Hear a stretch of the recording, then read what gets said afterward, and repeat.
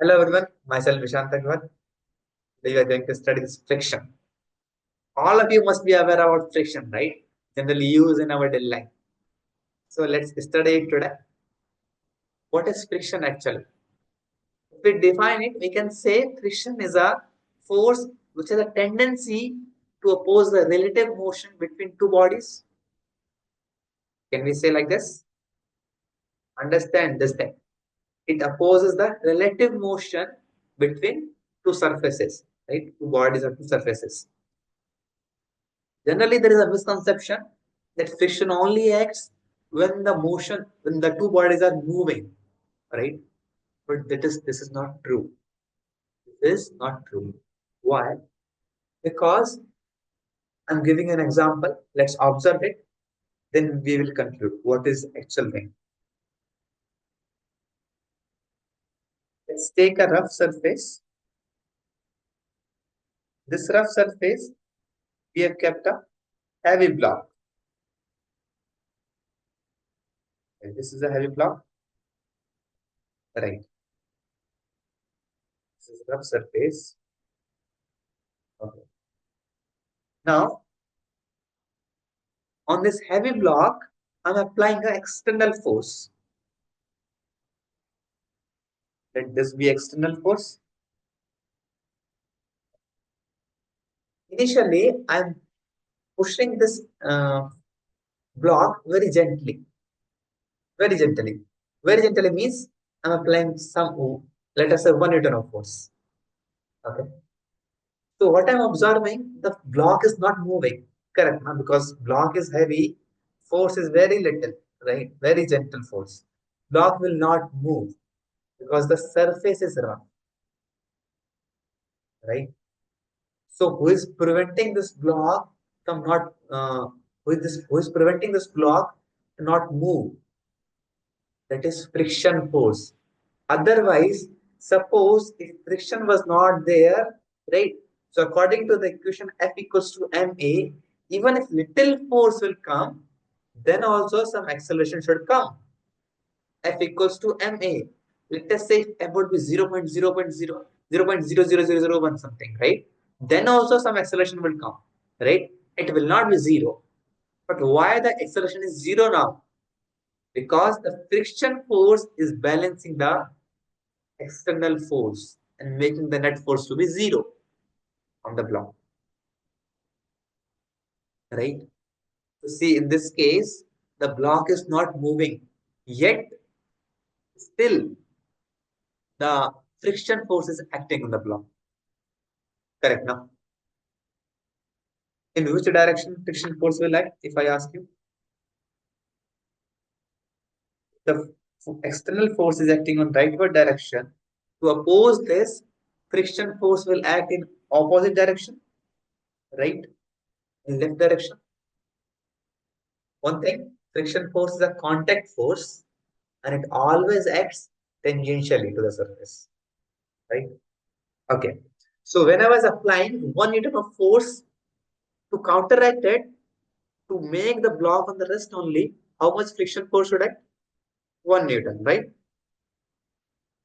Now what we are doing, we are pushing this block little harder. I'm applying 10 Newton of force. Still I observe the block is not moving. Now how much friction force should act in this case? Should it be 10 Newton, right? To make the net force to be zero? Okay. When I apply little more force, let's say 20 Newton of force, still the block is not moving. How much friction force should act now? Should it be 20 Newton? Right? Okay. But in this case, what we are seeing, the friction force is changing its value according to the situation, right? According to the what external force we have applied. This friction force, which is acting on the block right now, when the block is not moving yet, this is called as static friction. This is called as static friction. Friction has two types, static friction and kinetic friction. Now, at this moment, static friction is acting on this block. The block is not moving. Let's define it. There are two types. Which two types are there? First is static friction that we are going to see. Second is kinetic friction. Kinetic friction, right? Static friction acts when there is no actual sliding, no actual motion is happening, right? The block is still at rest. Okay, so if I want to define it, I can write definition as actual sliding is not started yet. Actual sliding is not started yet. But there is a tendency to slide. But tendency to slide, right? Because you suppose if there would be no force acting on this, right? No external force acting on this block, no friction force will act, right? Now, because there is no tendency to slide only. So static friction will only act when there is a tendency to slide, but the block is not sliding yet, right? For kinetic friction, we can say it will act only when the actual sliding is happening, when the actual motion is happening between the two surfaces. When actual sliding acts, when actual sliding happens.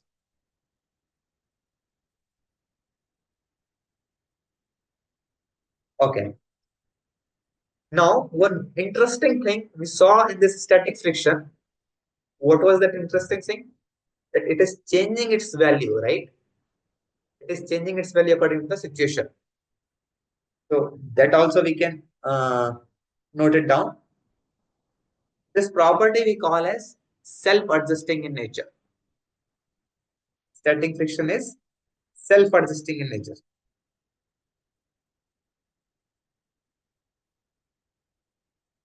Self-adjusting in nature.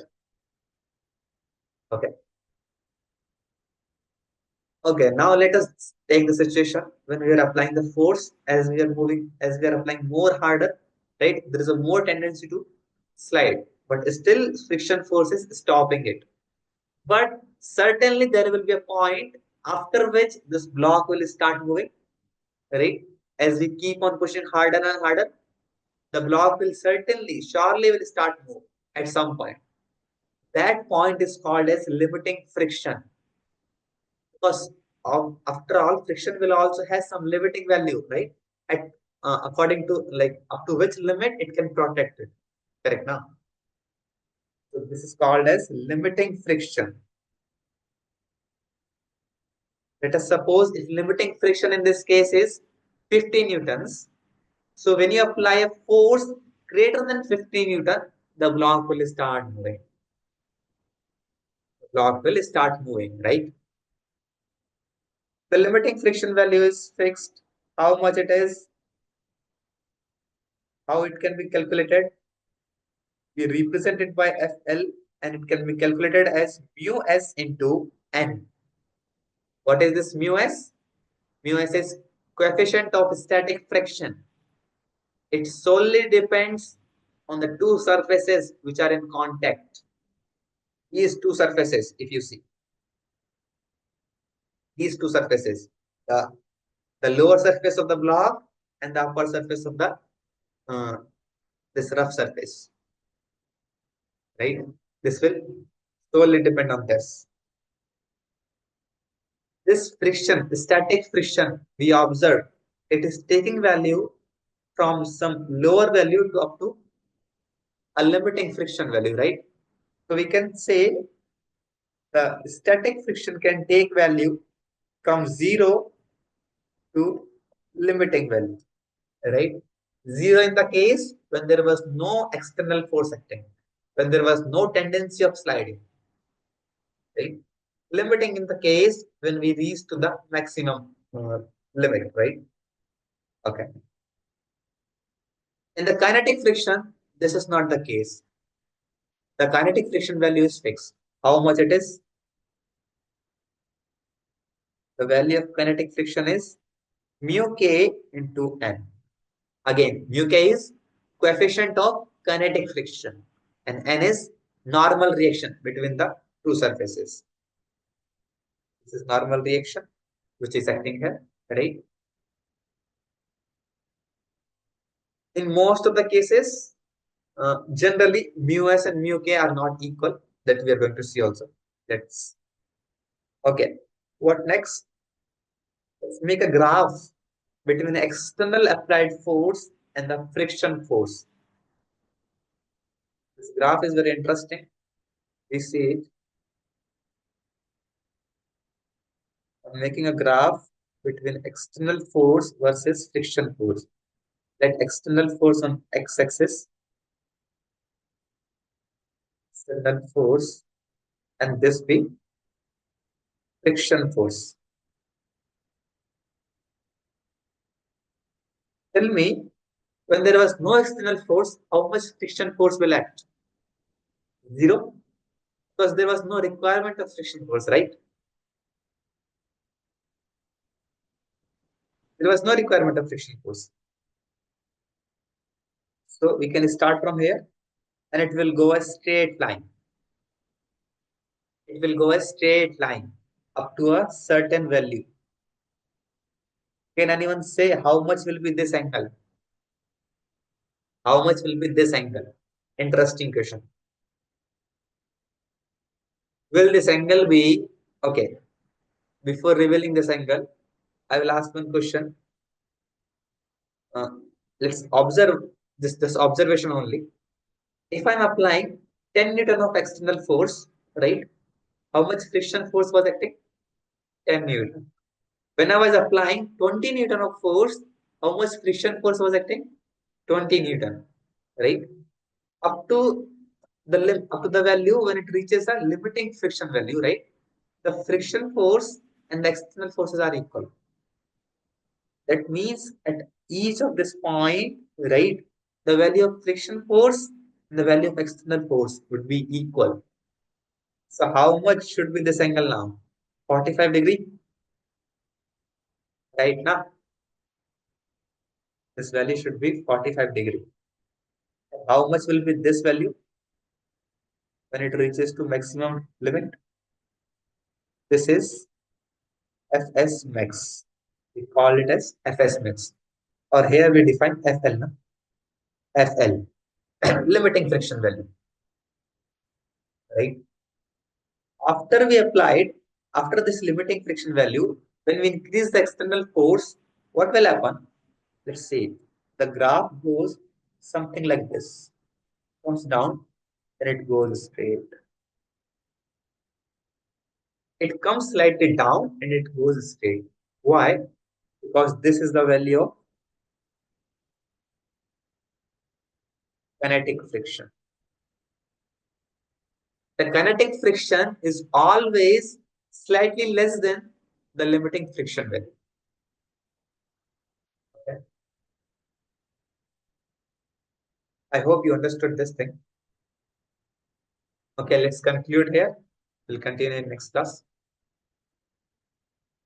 Everyone, bye bye.